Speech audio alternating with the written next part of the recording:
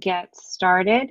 This is the lecture for Coding from Scratch Week 1. We're going to be going over HTML and CSS. If you have any questions, feel free to just ask away. And then I'm just going to do some live coding and then have you code with me. So let's go ahead and get started. All right, so this is Coding from Scratch, HTML and CSS. So the first thing that you want to do when you begin to code is you want to start thinking like a programmer. What that means is that you must be very good at precisely saying what we want the computer to do. Computers are not capable of understanding intent, adding context, or asking for clarification. So when you talk to another human being and they don't understand what you're saying, they can just ask you for clarification and you can rephrase what you're saying or give examples and things of that nature.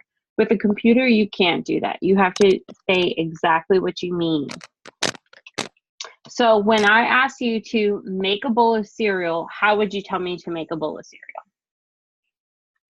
First thing, I would take the bowl and put the bowl on the table and then get the box of cereals, open the box of cereals and put the cereals inside the bowl. Right. So when you're talking to a computer, you have to be a little bit more precise, right? Like grab the bowl from the pantry, put the bowl on top of the counter. And even with that sentence, you have to define what grab and put are in a computer. When you say pour the cereal, at what angle are you pouring the cereal and then until when? When is the stopping point? So there's all these things that we assume, but a computer cannot make assumptions. So you want to be as precise and as detailed as possible. So when you're thinking like a programmer, there's two important questions you want to ask yourself. What do you have to work with and what steps are needed to accomplish your goal? I like to break it up into 3 parts. What do I know? What do I need to know? And what do I need to do? So when you're working out any problem, no matter how big or how small it is, excuse me, you first want to write it by hand in pseudocode. Pseudocode meaning fake code, English words that are kind of outlining the code that you're going to write. So a lot of times you'll see a big whiteboard next to developers, and that's because they're writing out the pseudocode first.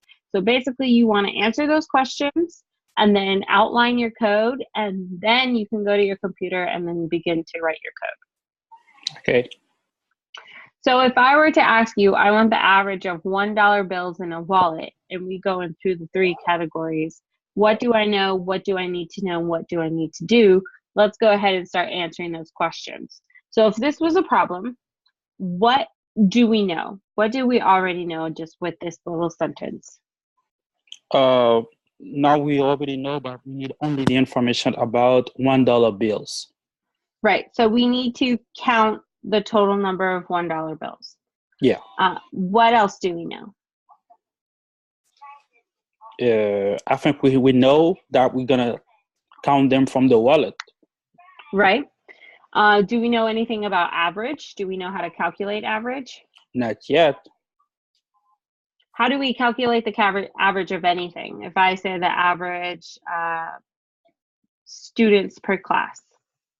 So I think you're gonna need to count the number of students and divide it by the class number or something. Right. Like that. So we know how to calculate average, right? It's just a matter of what we're calculating the average for. So since we're calculating the average of $1 bills, we know that we are going to do the total number of $1 bills divided by the total number of bills. So without even realizing, we know how to calculate average. And then with that, we know we need to count the total number of $1 bills, and we need to count the total number of bills. Okay, so that's information that, that we already know. What do we need to know? Actually, how many $1 bills there are and how many total bills there are. So we're gonna need something like a counter to keep track of every time we run into a $1 bill, and a counter to keep track of how many total bills there are. And what do we need to do? Well, once we have all that information filled out, we just divide $1 bills divided by the total number of bills. And then if you break it down, the problems like that, then the code will write itself. Are there any questions so far? Oh, not yet. Okay. So then we're going to go ahead and create a project. When you're creating a project, you are first going to create your project folder. This is also known as your root directory, your project directory, your root folder, however you want to call it. This is where all the files for your project exist. So in today's lecture, we're just going to be dealing with HTML and CSS, but as you progress along the program, there's going to be a bunch more files involved, but we're just going to worry about HTML and CSS today. So how we do that is we are going to create a new folder, and then I'm just going to call this project 1. Okay, so I've gone ahead and I've created my project. So now I'm going to open this up with my text editor. The text editor that I use is Visual Studio Code, so I can just drag the folder to the Visual Studio, and then it will go ahead and open that folder for me. And we can see here that it's right here, project 1. So the next thing I want to do is I want to add an index.html file. So I'm going to click this plus button with the file, and then I'm going to type in index.html. Index.html is kind of your root file, and there we have our HTML file. I'm going to go ahead and add our CSS file. We'll touch that later, but we can do style.css. Now, I want to take note that you don't have to call them these file names, but they do have to have the extensions .html for an HTML file and then .css for a CSS file. So there we have our 2 files created within our project folder. Any questions? No, I'm good so far. Okay. So let's go ahead and jump into HTML. Do you happen to know what HTML stands for by chance? Hypertext Markup Language. Awesome. It is a hypertext markup language. Basically what it is, it's used to have more than just text sitting on a page. We can have images, links, tables, lists, and all of that. So with HTML, there are tags and elements. A tag is a specialized series of characters that the browser interprets as either the start or the end of an HTML element. So if we look at this example down here, in the red, that's going to be considered a tag. So this would be considered our opening tag, and this is saying, hey, this is the beginning of our paragraph element. And here with the / is going to be your closing tag. And this is saying, hey, this is the end of the paragraph element, which brings me on to elements. Elements are HTML components that contain the start and end tag. You can kind of think of them as an entire object. So if we're looking at this entire thing, even with the sentence inside of the tags, It's an element. Yes, exactly. It's an element. What you write in between the tags is what's going to appear on the actual page. Whoa. So then that takes me to our HTML document structure, which is comprised of a few elements. At first, we have our doc type, which specifies the version of HTML that we're using. Mm-hmm. Then we have our HTML element, which denotes the start of the HTML document. This is where everything exists. So you're going to have your opening and closing HTML element. Inside of the HTML element, you have your head and your body. Your head contains metadata. That's data that's not displayed on the actual browser. This is where you can do viewports or things for search engine optimization or things of that nature. Also, you have links to other files. So when we link our CSS file to our HTML file, we're going to be doing that inside of the head element. And lastly, we have the title of the document. So this is where you would just put the title of the document. So you're doing like a portfolio page. You could do your name, portfolio, however you want to do it. Then underneath the body element, the head element, we have the body element, which is basically everything that you see on the web browser is inside of the body element. This is where you're going to be spending the majority of your time, is within the body element. So let's go ahead and see what that looks like. So let me zoom in here. So in our HTML with Visual Studio Code, you can just type in HTML, choose 5, and hit enter. And then it will have the whole structure for you. So here we have the doc type. Then we have our HTML. Then we have our head. And then we have our body. So this is the title I was talking about. So I'm just going to call it Project 1. And there we have the structure of basically every single HTML document that you will be working with. So we can go ahead and save that. And there we have the basic structure of the HTML document. Next, I'm going to go ahead and discuss structure elements. So structure elements is how you structure your document, just as when you're writing a paper or an article or anything of that nature, you kind of divide it into different sections, right? You have your intro paragraph, then you have your supportive paragraphs, then you have your conclusion. Kind of the same idea here, except we're dealing with websites. So there are some structural elements that you'll be working with on a regular basis, and those are div, and that's used to create a generic container for content. Basically, you're just creating a division in the page. Next, we have section, which provides a structure around a block of content grouping in a logical format. Technically, section and div do the same thing. Section is just an easier way for you to remember. So if you have like an about me section or a background section or anything like that, you can use section.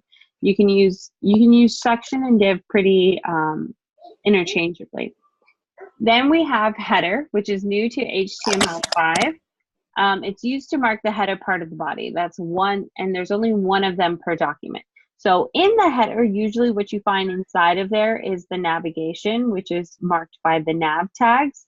And that allows you to navigate throughout the web application or website. So that will take you to different pages and things of that nature.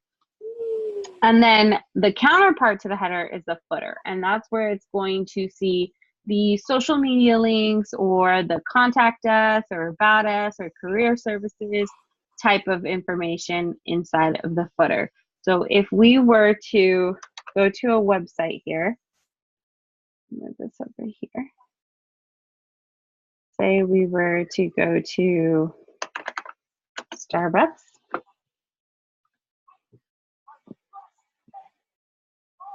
We can look at the website. So here, this green and white area would be considered a header. Here would be considered the navigation, because we're able to navigate to different parts of the page, to the website. Then we have a couple divisions, right? We have something advertising the rewards card. We have another section here, another one here. This is where section and divs are used. And we're going down. And then at the very bottom, we find our footer. And this is where we find the about us, the career center, things of that nature, and also your social media. So basically every website that exists kind of follows the same structure. So let's go ahead and add some structure elements to our page. So what kind of website do we want to build today? We can build something, it's going to be a simple site, but what do you want it to be? Let's do something simple, like a biography website, like a portfolio. Like a portfolio? Okay. Yeah. So with the portfolio, we're going to have our header. And then inside of our header, we normally have the what?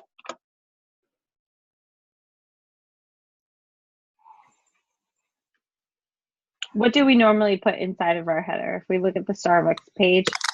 A navigation bar, like a menu, home, exactly. Contact us. Exactly. So there we have our navigation. And here we're just setting it up, and then we'll add more things as we go along. So there we have the structure for the header, and we have a navigation in there. Then we're going to have a couple of sections. And let's say inside of the sections we have divs, because they're going to be pretty lengthy. And then I'm just going to copy this a couple times.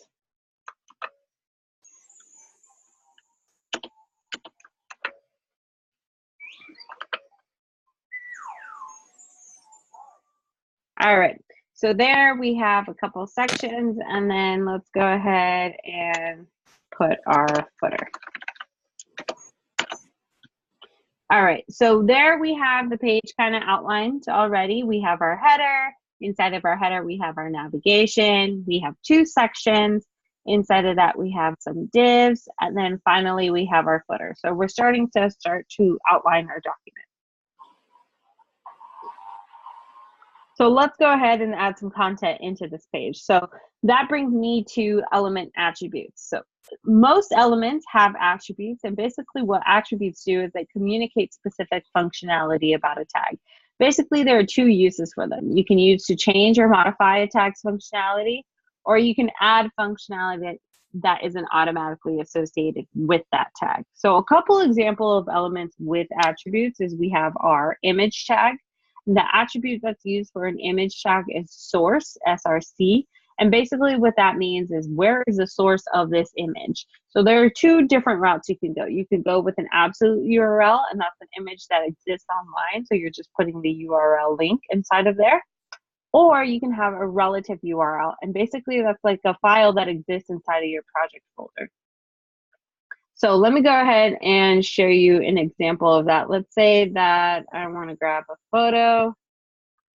Go to GitHub.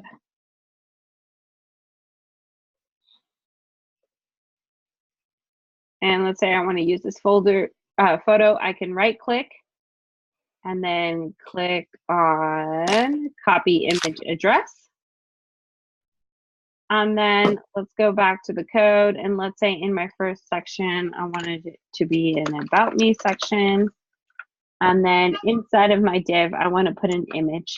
So I'm going to do the image, then source with quotations. Inside of the quotations is where I am going to put my URL.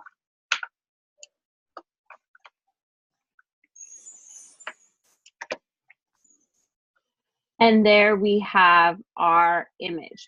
So basically what this is doing, it is grabbing the source from the online page, the GitHub, and it's putting this image here. So this is considered an absolute URL. So if we were to save this and open this file,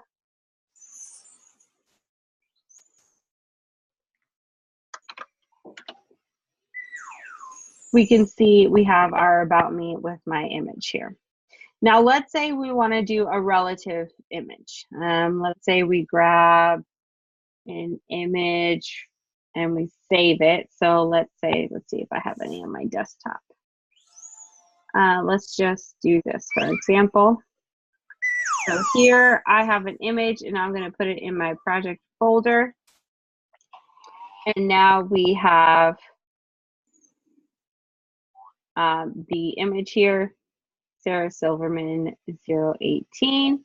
So now I can put it with a relative URL, image source. And how relatives URL is you start from the project folder. So here, it's kind of like when you're in someone's house and you ask them, hey, where's the bathroom? And they say down the hall to the right. So kind of the same concept here, except the starting point is your project folder. So since this image is directly inside of the project folder, we can just put that image name here.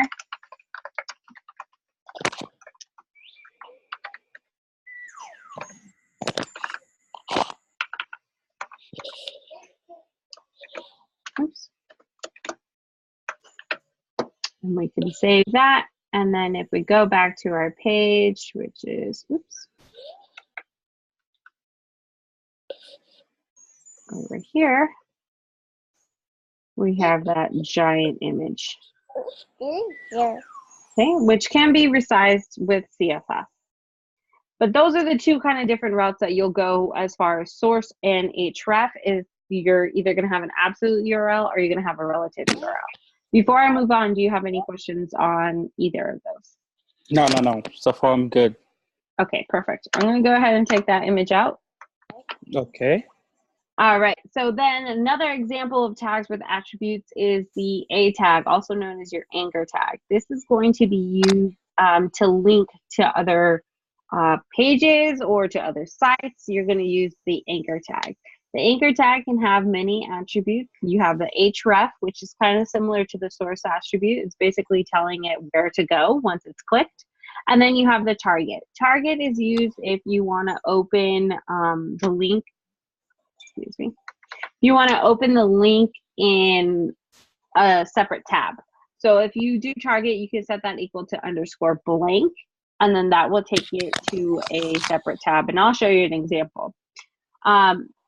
Input, actually, before I go into input, let me just go ahead and show you an anchor tag. So let's say we had a couple of pages here, right? We had a contact.html page, and we have a portfolio.html page. And we want to be able to navigate between these different pages. So here we can use anchor tags instead of our navigation. We're saying href. And the same situation here. You can either use an absolute or a relative URL. So here we're going to use relative URL because they're inside of the folder. So I'll do index.html. Oops. And I'll call that home. We'll do another one. Portfolio.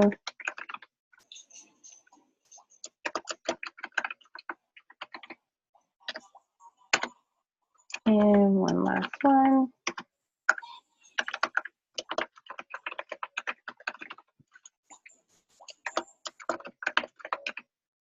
Okay. And then let's just add some context here.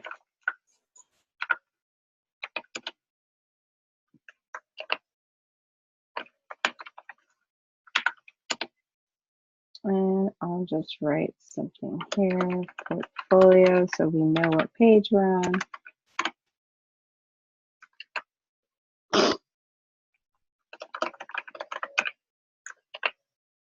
All right, so now if we go back to our page here, we see that we have some links and we can click to these different pages. Now notice there is not a way to go back unless I hit the back button. So we want to make sure that we put the navigation on all of the pages so we can navigate from any page and not just the home page. So I can just literally copy and paste this.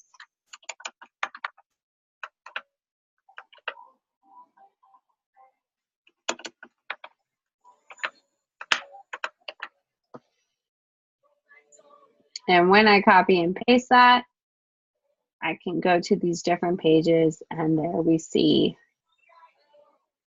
we have it navigating between pages. All right, so that is the anchor tag. Let's do another example of an anchor tag. Let's say in our footer, we want to connect it to our social media. Let's say GitHub, for example. So I'm going to do a href, and then I'm going to put my GitHub link.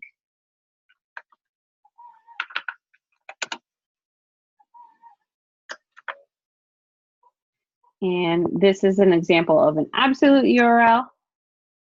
And then I'm going to use a target attribute because I don't want it to change to that page. I just want it to open in a separate tab. So we'll do target and then _blank. And that will open it in a separate tab. And then let's say I don't want to write the word GitHub. I want it to be the icon. So I can go ahead and put an image inside and start nesting elements. So I'm going to go to Icon Finder, which is one of many websites where you can grab icons. And I'm going to look for the GitHub icon. I'm going to click free. And let's say we want to use this guy. And I want it to be kind of small. So I'm going to do the 48 by 48 and then I'll download it. And then it is now downloaded and I'm going to go to my downloads. And then I'm going to change the name of this to GitHub so it's easier for me. And then I'm just going to move this icon into my project folder. So now if I go back to my code, I see that it's right here. So inside of my anchor tag, I'm going to nest an image tag. So now we're starting to combine everything. So here we do image, source, and then GitHub. Yep. That PNG. Awesome. And then we can go ahead and save that. So now if we go back to our project, you can see it's right here. And it will take us there, and it opens it in a separate tab. All right, so that is the anchor tag. Any questions on anchor or image tag so far? No, we're good so far. Okay, awesome. Then we have our input tag, which is used when you're creating forms. And basically that's like first name, last name, email, when you're creating forms like that. One attribute that you can use, and there are many attributes that exist, is placeholder. And basically what that is, it's that text that appears in that box. And then once you click in the box to type what you want, it disappears. So it's a placeholder for text. Lastly, we have our button tag. With the button tag, you can use an attribute onClick. You're not going to use it right now, but when you get to JavaScript in your final project, onClick is going to be a very helpful attribute.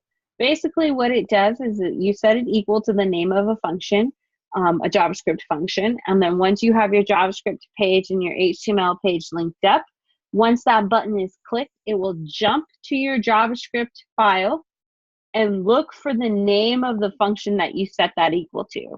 Once it finds that name, it's going to perform whatever actions you've placed for that function. So let's say you have a sign up form, and once you click the button to sign up, a coupon code pops up, right? You have an e-commerce store. So onClick would be set equal to the function in JavaScript that shows the coupon code, that allows the coupon code to pop up. So we're not going to be using it today, but just keep it in mind for when you're working on your final project. Okay. All right, so element attributes, any questions on them? There are so many out there, but these are just a few that you'll be using quite often. So what is the best way to know, do we have to know all the element attribute? So it's only impossible to memorize all the element attributes that exist out there. I mean, you want to know the basics as far as the ones that I'm showing you here. Like, you know that for image tags, you're going to use source. For anchor tags, you're going to use href. But a really good resource, if you ever forget, which will happen, is W3 Schools. Yeah. Great resource for HTML and CSS. If you ever forget the syntax or you ever forget what attributes you can use, you can just go ahead and they kind of give you everything that you need as far as syntax is concerned. Oh, you got an upset baby. And then what's great about it is you can try it yourself as well. Then you can see it in real life to see what that looks like. All right, so that is a really great resource for those things. So let's go ahead and jump into semantic elements. Semantic elements is kind of like styling in a sense. You know, when you're working on a Word document, you can have different headings, make them bold, make it italicized. You can have bullet points. You could have numbered lists. Those are the same things as semantic elements. So first things first is heading tags. They're numbered 1 through 6, 1 being the most important, 6 being the least important of the headers, but it's still a header. And you'll see the difference between them based on their size and their font thickness. Then we have italicized. You'll see EM and you'll see I.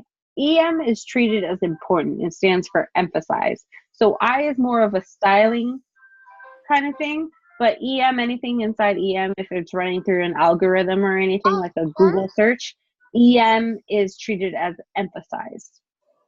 Then we have bold, which you'll use the strong tag. And then lastly, we have ordered list and unordered list. They're written exactly the same. The only difference is the O and the U. So you have the ordered list, and then inside of that, you have LI, which stands for list item. So the difference between ordered and unordered is ordered is going to be numbered 1, 2, 3, 4, 5, and unordered is going to be a bunch of bullet points. So let's go ahead and look at some examples of these. So let's go ahead back to our code. This side here. So let's say the about me, I want it to have an H1 tag. And I'm going to put about me here. And let's say we have another, let's do background here for another section. And then let's say we want to put a paragraph about ourselves here as well. We can steal some dummy code. So do lorem ipsum. A lot of times when you see template websites, you'll see a lot of Latin. And basically what that is, it's a lorem ipsum. It's just dummy text that you can generate and just kind of be a placeholder for potential text. So if we go ahead and copy that, let's say we put it in between here. And then we have another one here. Let's say instead of backgrounds, we call this skills. So we have some paragraph elements. And then if you want to emphasize or italicize anything, you would just put an I or EM.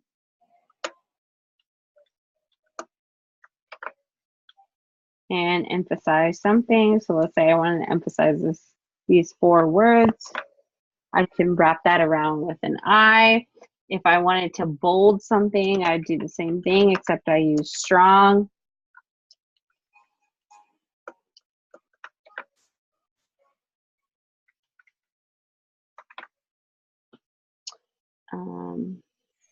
Oops.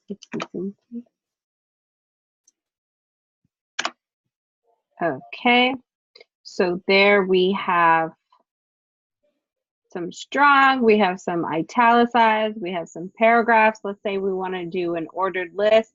Under my paragraph, I want to have, let's say, an H3 tag that says technical skills. And let's say I want an ordered list, so we do OL. And then inside of the OL, we have our list items. So that's going to say, let's say HTML, and let's say another one is CSS. Save that. And now when we refresh here, we have some text on the page. So here we see that this was emphasized. So that was used as italicized. And then we have our bolding here. We can see the difference between the H1 and the H3. You see that H3 is a little bit smaller. And then we have our ordered list here. Now, let's say I didn't want it to be an ordered list. I want it to be an unordered list. I just want bullet points instead. We just change the O to U. Yeah, exactly, to a U. And we save that. And then we come back here, refresh our page, and then we have our bullet points. Okay. Any questions on semantic elements before I jump into CSS? So far, so great. So far, so good. I think we have a late comer. Hi, yes. Edward.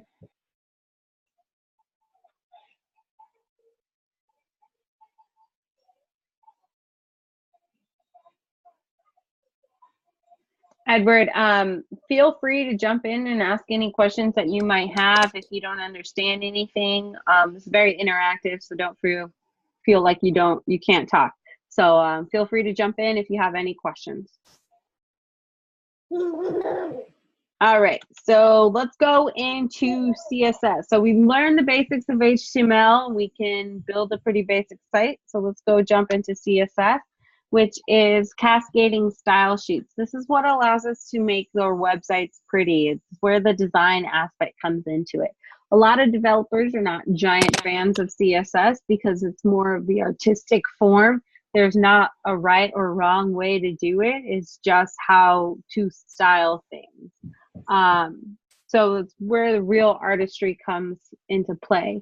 The reason why it's called cascading is because whatever rule you set for a specific element, let's say we were targeting a section element.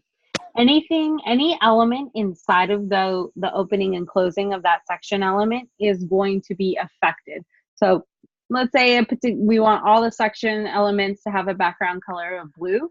That means everything inside of there is going to have the background color blue. So if we look at our code here and we look at a section, we see that we have an H1 and a div, image, and a paragraph in there. All of that is going to have that background color blue because it's cascading. So it's like inheriting genes from your parents. I inherited dark hair from my parents, but I also have the ability to overwrite that, right? I can go get my hair color changed, and that's when selectors come into play, which we'll touch on a little bit later. But let's go ahead and work with the basics, and then we can jump into the selectors. So the first thing you want to do in order to style your HTML page is to actually link your CSS file to your HTML. The way that we do that is we go into our head tag, which is different from the header, and we're going to use a link tag. Okay, inside of the link tag, you're going to have a few attributes. First is going to be rel, which stands for relation. What is the relation of this file to the HTML file? It is a style sheet. Then we're going to have type, what type of file it is. It is a, right? It is a text.css file, right? So text/CSS. And then the last thing you want to do is tell where the file is. So this is the same situation as a relative URL. And since it's directly inside of our project folder, we would just do style.css. Okay. And link is a self-closing tag, which means there is no need to write the closing tag. So now we have our CSS and our HTML files linked together by doing this. Remember, you want to do this inside of your head tag. One thing I want to point out is the files load from top to bottom. So let's say you have multiple style sheets or multiple links. Whatever is at the bottom is going to overwrite what's at the top. So let's say you have two style sheets, right? And one of them has a body selector and you want the body to have a background color of black. And then you have another CSS file and the body has a background color of blue. Whatever is at the bottom, since it loads from top to bottom, is going to overwrite that. So if we have those conflicting selectors, then it's going to make all the body's background color blue. That's not anything you're going to worry about right now because you're not going to be dealing with multiple style sheets. But once you go on later into the course and you start adding Bootstrap and different frameworks and things of that nature, you want to keep that in mind, that it loads from top to bottom, and whatever's at the bottom is going to override what's at the top if they have like the same names and things of that nature. All right, so here we have the CSS linked. So now let's go ahead and learn about some CSS syntax. So in CSS, the syntax is pretty straightforward. You write the selector. There's multiple things that can be used as a selector. That could be the HTML element. So that could be body, div, section, H1, H3, P, I, div, like it goes on, right? Anything that's inside of an HTML tag could be a selector. It's considered an element. Another selector that you could have is a class or an ID. So classes and ID are a little bit tricky, but we're going to go over that next, but just keep that in mind for when we get there. So once you have your selector, you're going to put your curly brackets, and inside of your curly brackets, you're going to have all the properties that you want for that specific selector. So let's say we're dealing with body, and we want to change the background color, we want to change the font color, font size, things of that nature. Those are the different properties that you're going to have. You're going to separate the property and the value of that property with a colon, and then you're going to separate different property pairs with a semicolon. So some basic properties that you'll be dealing with, and there's so many out there, and this is where W3 schools come into play, is we have color, which is going to change the font color, background color, which is the background, font family, that's like similar to font style, so Comic Sans, Times New Roman, Georgia, all those different fonts. Font weight is going to be the thickness of the font, how thick is the font or how thin. And then border style, so that can be dash, solid, that's basically any border that you put around an object. So let's go ahead and add some properties. So if we go to our CSS file, and let's say we want to target our body, and I want it to have a background color, let's say green. One cool thing about Visual Studio Code is these basic names for colors are going to have a specific hue to them. If you don't want that shade, you can just click on it. It lets me. It doesn't want to work right now.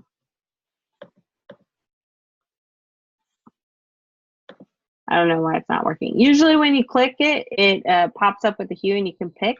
But another thing that you can do is you can go to some different websites for hexadecimal colors or RGB colors. So I like to use color.adobe. There's a lot out there. And then let's say I want a specific shade of green. Let's say I wanted this like limey green. We have the hex, which is a series of numbers and letters, and you can just put that instead. And then instead of writing the name, oh, there it finally popped up. You can do hashtag pound, whatever you call it, with the hex decimal number, and it will show the specific shade that you want.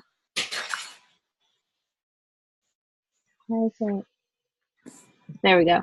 And this is what I was trying to get to work earlier, but I wasn't.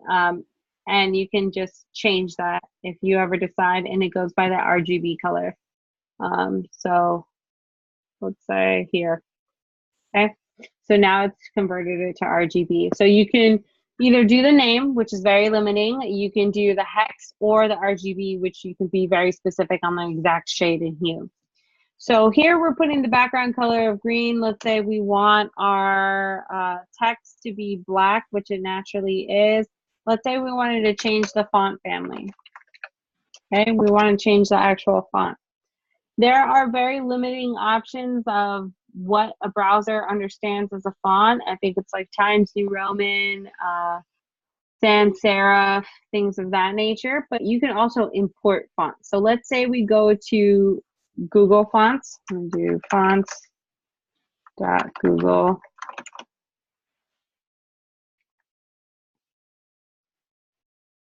And let's say I wanted everything to be this font. So I can go ahead and look at the font, and then I can select this font. And then here, it will give you the link tag that you need in order to import the font. So you can just copy that, and we can paste that inside of the head. So here we have another style sheet, and we're linking the Google Fonts to our HTML document. So now when we go to our style.css, we can use this property to change the font.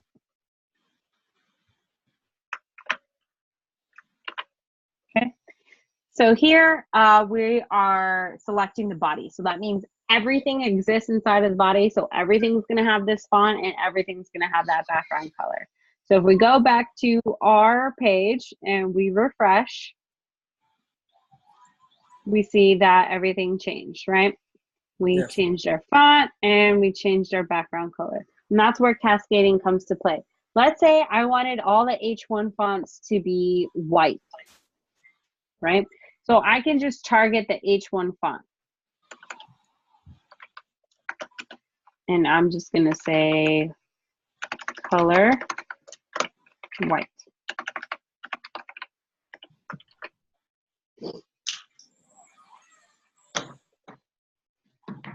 And here we have just changed the H1's white.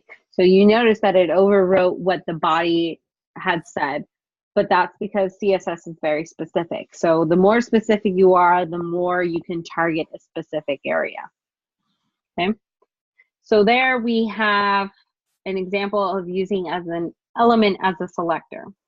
Next, we're going to go ahead and discuss classes and IDs. So classes and IDs is when you need to be very specific, or you want to reuse a specific styling combination. So classes you can reuse as many times as you want. Let's say you have a combination of properties that you want to reuse on different parts of your site. You can use a class and set those elements equal to that class as an attribute. So let's say we're looking at our code here, and I want to use multiple classes. Let's see. Let's say this section, I'm going to give it a class, and I'm going to call it light.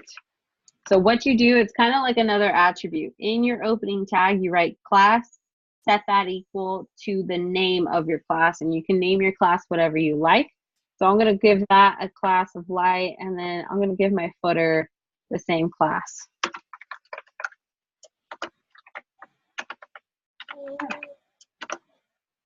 So now if I go to my CSS and I'm targeting a class instead of an element, you put a period. Oops, that's not a period. Period, and then the name of the class. So I named the class light. So I'm going to give it a background color of white, and then I'm going to have the font color be that green, so they can just alternate. I'll just steal this. Oops, wrong thing.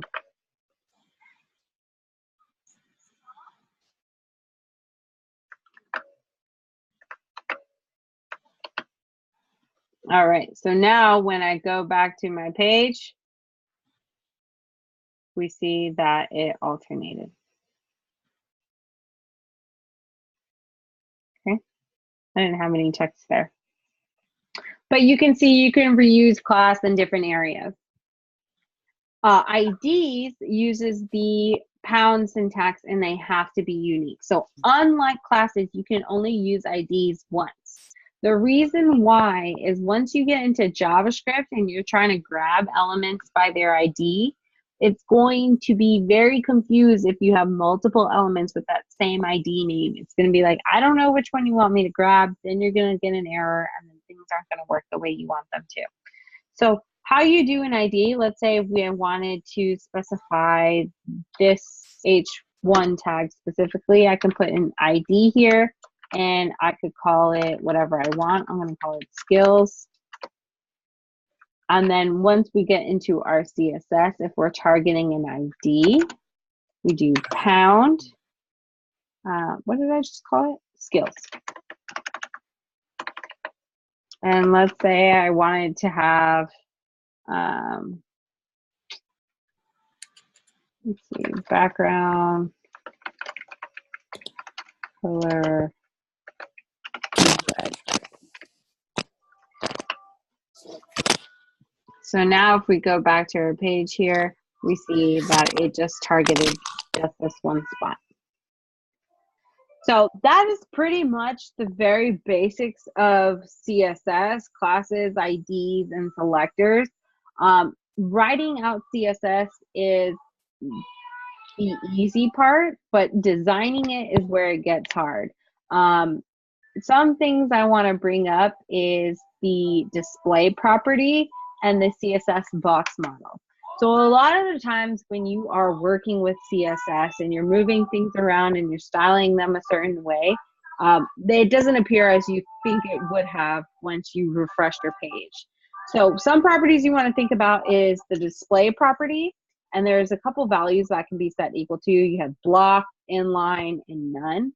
Block makes the element a block and won't let anything sit next to it on a page. So let's, for example, you have two images that are sitting right next to each other. If you target the image tag and you say display block, it's going to make each image on its separate row because it doesn't let anything sit next to it on the row. Then we have inline, which is kind of like the default and allows it to sit next to each other. So the two images are right next to each other. If you do display none, it will make everything disappear. Why would you use the display none? Let's go back to the coupon code example. Let's say that when you first sign into the page, you don't want them to see the coupon code. They have to do a certain thing, click a button, and then it appears. So at first, the display for that coupon code could be none, and then afterwards, it could change to inline once the button is clicked. Lastly, I want to discuss the CSS box model. So everything on the page follows this model. Everything. If we're looking this text, these elements here, the unordered list, the icon, the images, they all are following in their own box model. So every element has a height and a width. Outside of that, you have your padding. Outside of that, you have your border. And outside of that, you have your margin. You can target the specific regions. Let's say for your padding, you want the top and the bottom to be different sizes, and you want the left and the right to be different. So you can target those specifically, padding top and set that equal to a number, and so on and so forth. Or if you want it to be all even all around, you would just put padding. Same thing goes for border, and same thing goes for margin. So let's say on my images, I want to add some padding and borders and all that good stuff. So in my image, I'm going to target my image tag. I'm going to give it a border. Let's start with padding. And let's say 3 pixels. Let's say we have a border of 2 pixels. And we have a margin of 5 pixels. Okay. So now if we refresh the page, did I save that? It's not a lot. So let me, it's not a big enough difference here. We see that there has been some padding added to it. One thing I want to point out is when you're looking at your page, you can right click, hit inspect, and then it shows what we're working with a specific image. So let's say we're working here. It tells you the sizes of everything. So the image is 460 by 460. We see the padding is 30. So you can see the green and it's color coded. Then we have no border, and then we have a margin. Okay. So this is going to be extremely helpful for when you're working with your CSS and you're like, oh man, that's all the way to the left. Maybe you had some padding or border or anything like that that is affecting it and you didn't realize. So always use your inspection tools. It's going to be very helpful. Another thing I want to point out with your inspection tools is, let's say you're playing around with the border, the colors, right? So let's say for the light, I wanted to change the color to black. Oops. You can see in real time how it changes the color. So this is a good way for you to play around and see, kind of test the different styles before you make a final decision. This is not going to change the actual code. This is just a way for you to kind of test the waters to see if that is what you want to do. The reason why you would want to do that is because, as you can see, every time you make a change and you want to check it out on the page, you have to change the code, save it, refresh the page. Change the code, save it, refresh the page. And that gets pretty tedious when you're doing little tweaks in the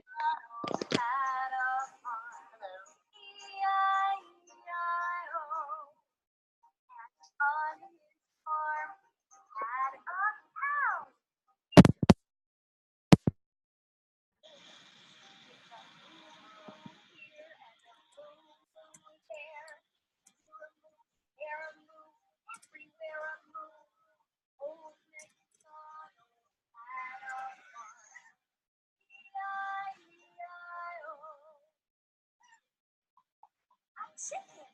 Cluck, cluck.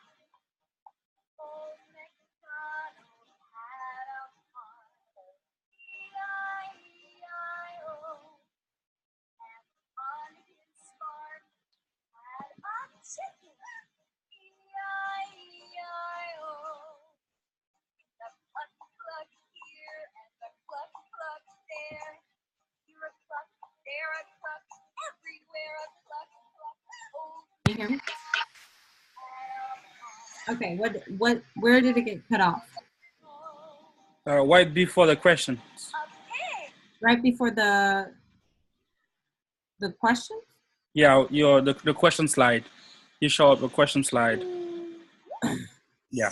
Oh, okay. But did you get the box model? Yeah, we get that.